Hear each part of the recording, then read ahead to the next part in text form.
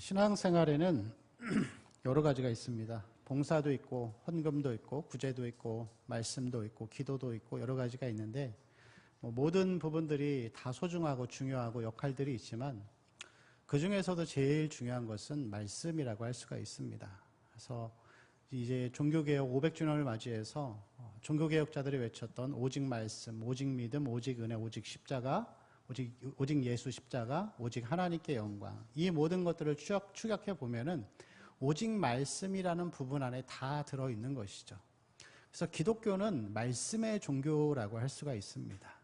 그래서 우리는 항상 모든 것이 말씀이 중심이 되어야 하는 것이죠. 그리고 이 하나님의 말씀은 두 부분으로 구분될 수 있습니다. 그것은 교리와 적용, 그리고 이론과 실제라고 할 수 있겠죠. 그리고 먼저 항상 교리가 나오고 그 다음에 실제가 나오는 것을 볼 수가 있습니다. 사도 바울이 로마서를 기록할 때 1장에서 11장까지는 교리에 대한 구원이 무엇인가에 대해서 이렇게 예정부터 시작해서 영화의 삶에까지 쭉 이렇게 설명을 장황하게 한 다음에 이제 12장부터는 그러므로 너희는 이렇게 살아라 하면서 우리가 그 교리를 가지고서 이 땅에서 어떻게 살아야 하는 것을 우리에게 보여주고 있습니다. 여러분, 그런데 사람들은 대부분의 성도들은 이 교리에 대한 부분들을 굉장히 지루해합니다. 그리고 대부분 말씀을 들을 때에 오늘 하나님이 나에게 어떤 말씀을 주실까 적용을 항상 먼저 생각하는 것이죠. 큐티를 할 때도 마찬가지입니다. 우리가 어떤 교리나 이런 부분들의 이야기하기보다는 이 큐티를 통해서 내가 하나님으로부터 얻을 수 있는 유익은 무엇인가, 우리가 그것을 먼저 생각하는데, 여러분 사실 이 교리와 이론이라는 부분은 신앙에 있어서 굉장히 중요한 부분이라고 할 수가 있습니다. 운전을 하는데 여러분 운전면허를 따려면 제일 먼저 뭘 하죠?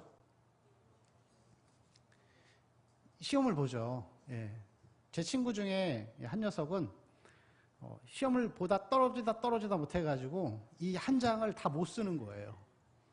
뒤에 인지가 열 몇 개가 붙었는데 보면 창피하잖아요. 그래서 그 시험장에 가가지고 이제 다음 장을 붙여야 되는데 붙일 데가 없으니까 그 담당하는 분한테 저 잊어버렸다고 좀 다시 달라고 했더니 그러면 돈을 더 내야 된다고, 여기 있다고 하면서 보여주는 거예요. 근데 여러분 운전을 할 때 우리가 먼저 이론을 알아야 돼요. 이론을 알아야지 그 이론을 따라서 적용을 해나가는 거죠. 그래서 요즘에 보면은 이렇게 우회전 하다가 횡단보도 사고가 나서 사람들이 많이 죽는다고 하더라고요. 근데 그런 것도 다 배우잖아요. 이게 우회전 할 때는 천천히 조심해서 해야 된다. 근데 그래서 여러분 이론이라는 것은 굉장히 중요합니다. 음악을 할 때도 마찬가지죠. 기타를 배우든 악기를 배울 때 악기에 대해서 먼저 이론과 기본기가 탄탄하게 갖춰져 있지 않으면은 그냥 무조건 치는 것부터 시작하면은 흉내는 낼 수 있겠지만 실력이 계속해서 향상되지는 않습니다. 모든 학문이 마찬가지고 다 모든 이 부분에 있어서 이론이라는 부분은 굉장히 중요한 것이죠. 신앙도 마찬가지입니다. 이 교리라는 것은, 이론이라는 것은 우리에게 있어서 이 부분은 몸에 있어서 뼈와 같은 역할을 하는 것이죠. 그리고 우리가 이런 이론과 이 교리에 대한 부분들을 알고 있고 그것이 우리의 삶으로 사라지는 적용이 함께 나타나야지 믿음이 계속해서 성장해 갈 수 있습니다. 오늘 나에게 주시는 말씀이 무엇인가, 이러한 적용만 가지고 있으면은 신앙이 성장하는 것 같지만 장기적으로 볼 때는 그것이 좀 어렵다는 그런 내용이라고 할 수 있겠죠. 성경을 보면은 항상 먼저 사실, 교리, 이론을 얘기하고 그 다음에 적용을 이야기합니다. 그래서 예수님도 이 땅에 오시자마자 가장 먼저 가르쳐 주셨던 가르침이, 복음의 가르침이 산상설교 5장, 6장, 7장인데 5장 내용을 보면 5장 내용이 뭐냐면 그리스도인의 신분, 그리스도인의 정체성을 이야기하고 있어요. 너희가 이렇게 살아라 이게 아니라 너희는 이런 사람이다. 개념을 먼저 잡으라는 거예요. 너는 어떤 사람으로 살아야 하는가? 너는 어떤 사람인가? 여러분, 그래서 군대를 가도 군대 가면은 총 잡는 법부터 가르쳐 줄까요? 그렇지 않습니다. 거의 한 1주, 2주는 계속 이 내무반에 앉아가지고 이 책으로 공부하는 것을 들으면서 군인의 의무, 군인의 할 일, 이런 것들을 계속해서 반복으로 먼저 이론을 교육하는 것을 볼 수가 있습니다. 여러분, 우리가 말씀을 볼 때 이 말씀 가운데 하나님이 나에게 무언가를 주실까, 나에게 무엇을 말씀하시는가, 이거를 보기 전에 먼저 내가 어떤 사람인가를 아는 게 중요한 것입니다. 사실을 아는 게 중요해요. 그리스도인은 어떤 사람인가? 오늘 말씀이 특별히 우리에게 그리스도인이 어떤 사람인가를 우리에게 보여주고 있습니다. 이 출애굽기는 이 구원의 과정을 우리에게 보여주고 있는데, 여기서도 이 모세가, 하나님이 모세를 통하여 기록하는 부분은 서론 부분이죠. 그래서 이 출애굽기의 1장 1절부터 14절은 그리스도인이 어떻게 살아야 하는가, 이걸 말하는 게 아니라 그리스도인은 어떤 사람인가에 대한 정체성을 우리에게 보여주는 이제 그런 내용이라고 할 수가 있습니다. 특별히 오늘날 이 교회 가운데 이러한 그리스도인의 정체성과 신분에 대해서 우리가 알아야 하는 이유는, 교회가 너무나도 실망스러운 모습을 세상에 보여주고 그리스도인이 어떤 사람인지를 모르기 때문에 오히려 성도가 하나님의 영광을 가리고 살아가는 이러한 시대에 우리는 이 그리스도인의 신분과 정체성이 무엇인지를 아는 것이 중요하다라고 할 수 있습니다. 우리 5절 말씀 한번 같이 읽을까요? 시작. 야곱의 허리에서 나온 사람이 모두 70이요 요셉은 애굽에 있었더라. 아멘. 그리스도인은 언약 백성입니다. 뭐라고요? 언약 백성. 요셉은 애굽에 있었더라. 이 부분을 이 히브리 원어로 보면 이렇게 강조하고 있습니다. 그러나 그 중에 요셉은 먼저 와 있었다. 먼저 와 있었다 하면서 이 요셉을 강조하는데, 요셉을 강조하는 이유는 요셉이 언약 백성의 보존을 위해서 미리 애굽에 내려와서 기반을 닦아 놓은 거예요. 제가 지난 주일날 오전에 설교할 때 그랬죠. 요셉이 애굽의 총리가 되는 게 중요한 게 아니라고요. 뭐라고요? 언약 백성의 삶에 대한 부분을 이야기하는 거예요. 당신들을 이곳에 먼저 보내려고 요셉이 내가 먼저 와 있었습니다, 이렇게 고백하잖아요. 이제 그 부분을 이야기하는 것이죠. 그리고 이 언약 백성의 모습을 보면은 우리 또 5절 말씀 한 번 더 같이 읽을까요? 시작. 야곱의 허리에서 나온 사람이 모두 70이요 요셉은 애굽에 있었더라. 아멘. 언약 백성은 70명이죠. 70이라는 숫자는 완전하다라는 것을 보여줍니다. 이 하나님이 430년 전에 아브라함에게 나타나셔서 너에게 많은 민족을 이루게 하겠다. 그래서 창세기 12장 2절 말씀을 보면은 내가 너로 큰 민족을 이루고 내게 복을 주어 내 이름을 창대하게 하리니 너는 복이 될지라 라고 말씀하신 이 말씀의 언약에 대한 성취라고 할 수가 있습니다. 그리고 7절 말씀 보실까요? 7절 말씀 시작. 이스라엘 자손은 생육하고 가득하게 되었더라. 아멘. 비슷한 단어가 생육하고 번성하다, 강하다, 가득하다라는 동사가, 비슷한 동사가 4번이나 반복되는 것은 언약의 완전함을 우리에게 보여주고 있는 그런 말씀이라고 할 수가 있습니다. 여러분, 하나님은 언약의 하나님이십니다. 그리고 우리는 언약의 백성이죠. 이 언약에는 두 가지 성격이 있는데, 하나는 이 언약은 반드시 성취하신다는 것이죠. 아브라함에게 하신 약속을 430년 후에 반드시 성취하셨습니다. 우리의 구원도 그렇습니다.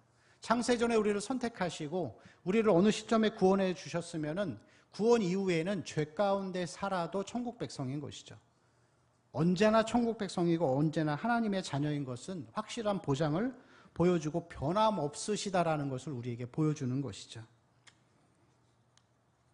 그리고 하나님은 우리를 변함없이 사랑하시는 사랑의 하나님이라고 할 수 있습니다. 그래서 고난 가운데 있을 때 우리를 도우시는 분이 우리 하나님이시죠. 그리고 두 번째 언약의 특징은 일방적입니다. 언약은 다른 말로 하면 약속인데, 사람들은 약속을 해도 어느 일이 생기면은 한 사람이 나 오늘 못 가 하면은 약속이 취소되잖아요.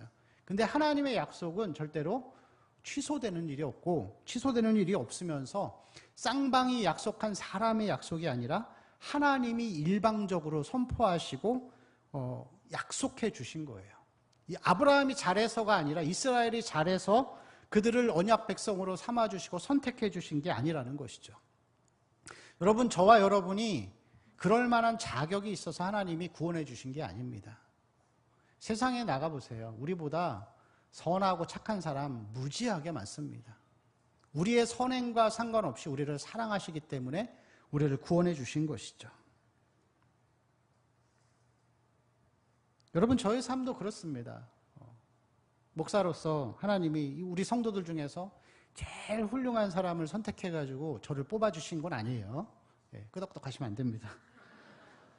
그래서 저는 그런 생각을 늘 합니다. 겸손의 표현이 아니라 너는 목사로 안 살면은 네 맘대로 살 놈이라서 어쩔 수 없이 목사해야 돼. 그러시는 것 같아요. 자격이 있어서 하나님이 우리를 부르신 게 아니라 일방적으로 그 사람을 선택하시고 그 사람을 구원의 백성으로 삼아주신 것이죠. 그래서 우리는 항상 하나님 앞에 감사하고 겸손해야 되는 것이죠. 내 자격이 아니고 내 노력과 공로가 없기 때문에. 이 언약 백성에게 있어서 두 가지의 특징이 있습니다. 하나는 11절부터 우리 14절까지 한번 같이 읽겠습니다. 11절부터 시작. 감독들을 그들 위에 세우고 그들에게 무거운 짐을 괴롭게 하여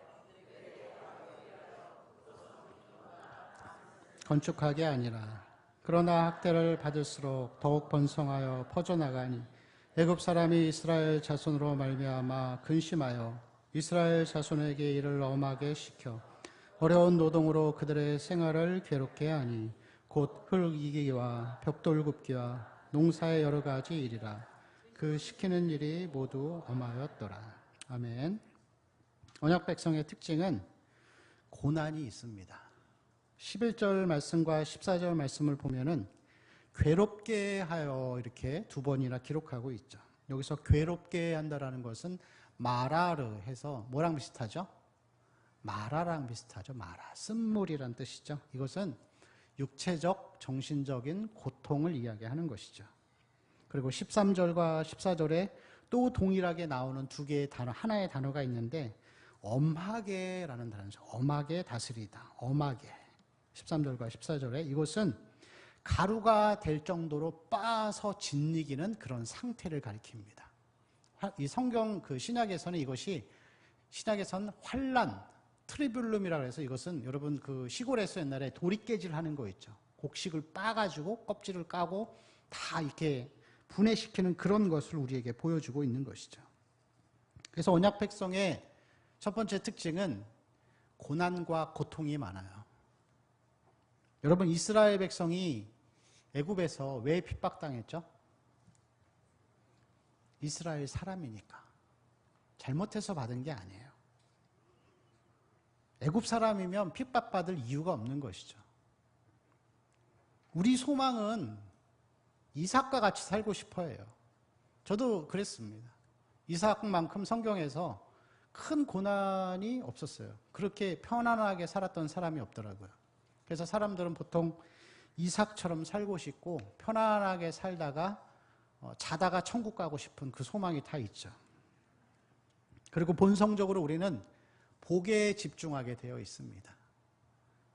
복 받는 것을 좋아하고 잘 믿고 순종하면 잘 되어야 한다는 보상 심리를 우리는 가지고 있죠. 근데 여러분, 사실 그리스도인이 되는 순간부터 우리는 전쟁터에 들어가는 거예요. 원래 우리는 마귀의 자식인데 하나님이 예수 그리스도의 십자가를 통해서 우리를 구원해 주신 거죠. 값없는 자들을 구원해 주셨으니까 이제는 마귀가 우리의 아비가 아니라 하나님이 우리의 아비가 되고 우리는 마귀의 특별한 관심의 대상이 되는 것이죠. 그리고 우리는 영적인 전쟁을 시작하는 것이죠. 그래서 여러분, 우리가 인생 최대의 실수는 예수 믿은 거예요. 죽을 때까지 고난이 있으니까요. 근데 여러분, 예수님의 삶이 그랬죠. 이 땅에 사람의 몸을 입고 오셔서 사람들이 위해 군림하거나 명예를 누리거나 좋은 집에 살거나 그렇지 않았습니다. 예수님의 삶은 고난이었습니다. 성경을 보면 예수님은 웃었다는 기록이 없어요. 바리새인들이 예수님에게 네가 아직 50살도 못 됐는데 라고 얘기하는 거는 30대 초반의 총각한테 50도 못 되라고 하는 것은 그 얼굴이 얼마나 고생을 해서 건늙었는지를 보여주는 것이죠. 우리 삶에 여러분, 우리가 고통이 있다라고 하는 것은 예수님의 십자가의 삶을 사는 것을 증명하는 것입니다. 고난이 있고 가면 갈수록 어려워서 내가 뭐 잘못 살았나 그게 아니라 그게 예수 잘 믿고 있는 것입니다. 그게 예수 잘 믿는 거예요.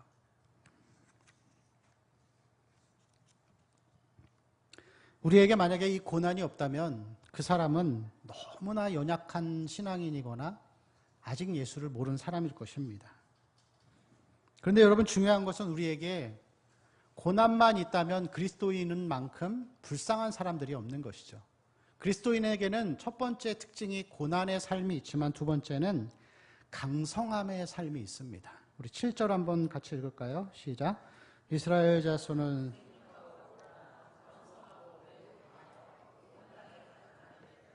아멘. 자, 여기 7절에서 보면은 비슷한 동사가 4번을 반복하고 있습니다. 생육하다, 번성하다, 강하다, 가득하다. 자, 12절 말씀을 같이 읽을까요? 시작. 그러나 학대를 받을수록 더욱 번성하여 퍼져나가니 애굽 사람이 이스라엘 자손으로 말미암아 근심하였다. 그렇게 기록하고 있죠. 학대를 받을수록, 고난을 받을수록 더 번성해지는 그 모습을 볼 수 있습니다. 그래서 이 애굽 사람들이 자기들의 노예임에도 불구하고 근심하는 모습을 보게 되죠. 여러분, 그래서 이 하나님이 우리를 구원해 주시고 언약 백성 삼아 주셨을 때 고난이 있지만 동시에 풍성한 삶이 우리에게 존재합니다. 그래서 요한복음 10장 10절 말씀을 보면은 이렇게 기록되어 있습니다. 같이 읽을까요? 도적이 오는 것은 도적질하고 죽이고 멸망시키려는 것뿐이요 내가 온 것은 양으로 생명을 얻게 하고 더 풍성히 얻게 하려는 것이라. 양으로 생명을 얻었는데 거기서 끝나지 않고 더 풍성히 얻게 하려는 삶이죠. 죄사함 받고 천국 가고 하나님 자녀 된 거에서 끝난 것이 아니라 더 나아가 이 땅에서 강력한 힘과 능력과 승리를 가진 자들이 그리스도인이라고 할 수가 있습니다. 로마서 5장 17절 말씀을 보면은 같이 읽을까요? 시작. 한 사람의 범죄로 말미암아 사망이 그 한 사람을 통하여 왕노릇하였은즉 더욱 은혜와 의의 선물을 넘치게 받는 자들은 한 분 예수 그리스도를 통하여서 생명 안에서 왕노릇하리로다. 아멘. 우리가 하나님이 우리를 구원해 주신 것은 아담보다 이 타락 이전에 완전한 아담의 모습으로 우리를 만드시는 게 아닙니다. 그게 아니고 이 로마서 5장 17절 말씀처럼 그 한 사람을 통하여 왕노릇하였은즉 더욱 은혜의 선물을 넘치게 받는, 더욱이라는 단어가 중요해요. 우리가 구원받은 것은 타락 전에 아담의 모습보다 더 완전한 모습으로 우리를 만드신 거예요. 아담은 죄의 유혹에서 실패하며 살았지만 우리는 우리 안에 누가 계시죠? 예수 그리스도가 계시고 성령님이 계십니다. 여러분, 신약의 성도들을 보세요. 환자처럼 맨날 빌빌대면서 나 죽겠어 했던 사람들은 없었습니다. 성령으로 충만해서 세상을 변화시키고 죽음의 위협 앞에서도 웃을 수 있었고 매질 앞에서도 하나님을 찬양하며 기뻐하며 살았던 것을 볼 수가 있습니다. 그게 여러분 그리스도인의 삶이라고 할 수 있습니다. 야곱이 야복강을 건너면서 하나님이 그에게 이름을 지어주셨는데 이스라엘이라는 이름을 주셨습니다. 이 이름의 뜻은 하나님과 겨루어 이기었다라는 그런 뜻이 있는데 더 자세히 원어를 살펴보면 하나님과 더불어 힘을 얻어 강하게 된 자, 그런 표현이 있습니다. 하나님과 더불어 힘을 얻어 강하게 된 자. 그런 사람들 가리켜서 시편에서는 마음속에 시온의 대로가 있는 자들, 눈물 골짜기를 지날 때에도 그것을 변하게 해서 생명의 강이 넘치게 하는 그것이 여러분 그리스도인의 삶이라고 할 수 있습니다. 여러분, 그럼에도 그리스도인이 고난 앞에 맨날 빌빌대고 강함인지를 인식하지 못하면서 사는 것은 내가 어떤 사람인지를 몰라서 그러는 거예요. 그래서 그리스도인이 교리적인 지식을 갖는 것도 중요한 것입니다. 기독교 신앙은 역사적 진리와 사실 위에 믿음으로 사는 것이 기독교 신앙입니다. 여러분, 내가 어떤 사람인지를 기억하세요. 내 안에 예수 그리스도가 계시고 성령 하나님이 계십니다. 더 이상 우리는 물질을 두려워하는 자가 아니고 사람을 두려워하는 자가 아니고 이 땅에서 영혼을 구원시킬 수 있는 성령의 능력을 가진 사람들입니다.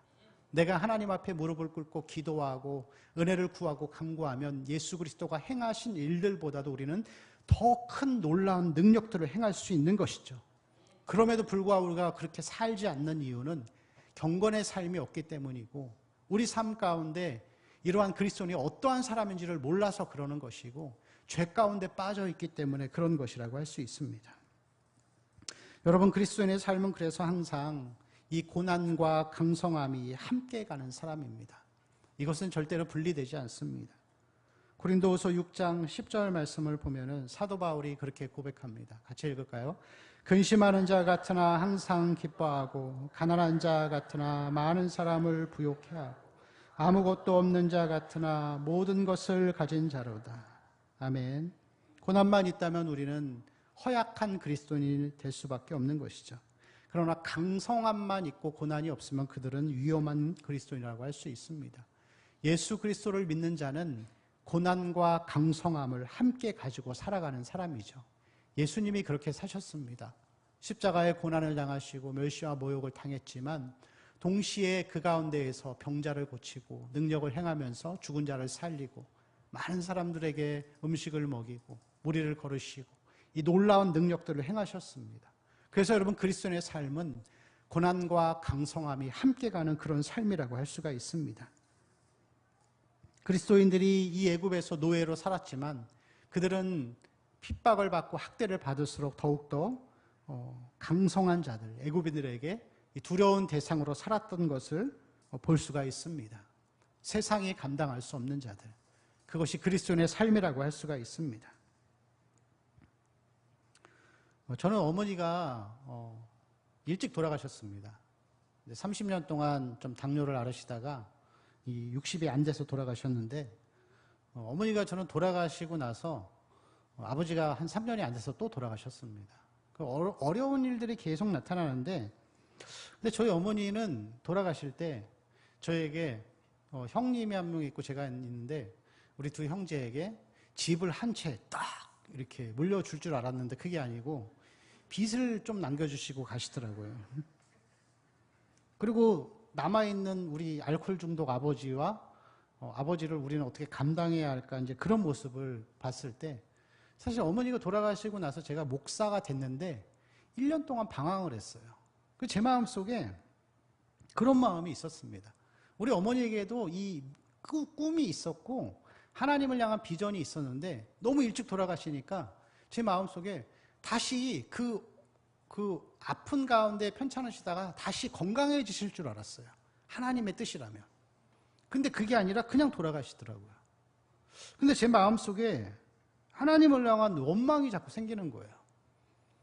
그래서 제가 속으로 그랬습니다. 하나님, 저희 어머니가 저희 할머니도 예수 믿었고 엄마도 전도사님으로 평생 사시면서 하루에 5시간 넘게 기도하셨고 자꾸 이거 얘기를 하는 거예요. 제가 보상심리를 가지고서 5시간 넘게 기도하셨고 어머니 통해서 구원받은 사람이 몇백 명인데 왜 자식들은 이러고 삽니까? 저도 경제적으로 너무 어렵고 저희 형님도 몸이 아파가지고 일을 못해가지고 실직하고 겨울에는 가스가 안 들어와서 열로 된 그 히터 난로를 치고 3년을 지냈어요. 근데 그런 이 상황들을 보면서 저는 나름대로 그렇게 생각했습니다. 나는 기복신앙 아니야. 나는 기복신앙 아니야. 근데 여러분 그럴까요? 고난과 강성함의 삶을 사는 게 그리스도인인데 우리는 마음속에 삶의 밑바닥에 떨어져 보세요. 내가 어떤 사람인지가 보입니다. 그때 우리 자신을 보고 회개하고 나아가는 것이죠. 그래서 저는 보았습니다. 저희 어머니 키도 조그마시고 가진 거 없으시고 학교도 초등학교 다니시다가 이렇게 자퇴하시고 가장으로서 사셨지만 그 많은 고난과 그 아버지를 감당하면서도 항상 기도의 자리, 1년이면 150일은 금식의 자리에 있으셨고 그래서 그 말씀을 전할 때마다 많은 사람들이 하나님 앞에 돌아오는 것을 봤습니다. 고난 가운데 강성함과 번성함이 있었던 것이죠. 그리고 그때 제가 세상에 대한 인식, 그리스도인에 대한 인식을 바꾸는 놀라운 계기가 되었습니다. 고린도후서 4장 10절 말씀을 보면 그래서 이런 말씀이 있습니다. 우리 같이 읽을까요? 시작. 우리가 항상 예수의 죽음을 몸에 짊어짐은 예수의 생명이 또한 우리 몸에 나타나게 하려 함이라. 아멘. 우리 안에 여러분 예수의 죽음과 고난이 없으면 강성함도 있을 수 없습니다. 예수님이 이 땅에서 사셨던 그 삶을 생각해 보십시오. 3년이라는 시간 동안에 초인적인 에너지를 발휘하면서 가난하고 병들고 자기를 배반할 것을 알면서도 그들을 위해서 생명을 바쳐서 사역을 행하셨습니다. 그 고난과 죽으심이 있었기 때문에 이제 생명의 길이 열리고 많은 사람들에게 은혜의 길이, 영생의 길이 열린 것을 우리는 볼 수가 있습니다. 신약에 있는 모든 성도들의 삶이 그렇게 살았습니다. 예수 닮은 자, 예수와 같이 고난 가운데 있지만 그 고난이 오히려 동기가 되고 하나님 앞에 엎드리는 기회가 되어서 하나님 앞에 간절하게 기도하는 삶을 통해서 성령의 충만함을 받아서 세상을 이기며 살아갔던 것을 우리는 볼 수가 있습니다. 여러분 안에 십자가의 능력이 있습니까? 예수 그리스도를 바라보고 여러분 고난 가운데 있다고 해서 낙심하지 마십시오. 고난이 있다면 내가 너와 함께한다. 그것을 하나님 말씀하시는 것입니다. 고난이 있다면 그것을 통해 하나님 앞에 무릎을 꿇고 엎드리는 삶을 통해서 나를 통해서 변화되는 사람, 이 복음의 사명을 감당하는 우리 성도들의 삶이 되어야 할 줄로 믿습니다. 예수 잘 믿어서 이 땅에서 무언가 보상을 받고 무언가를 얻고 여러분 그것은 불교와 다른 게 없어요. 우리 삶은 고난 가운데 하나님 나라 바라보면서 예수의 능력으로 살아가는 삶이라고 할 수 있습니다. 십자가의 소망, 십자가의 능력이 우리 가운데 가득한 우리 성도님들의 삶이 되시길 축원합니다. 우리 함께 찬송하고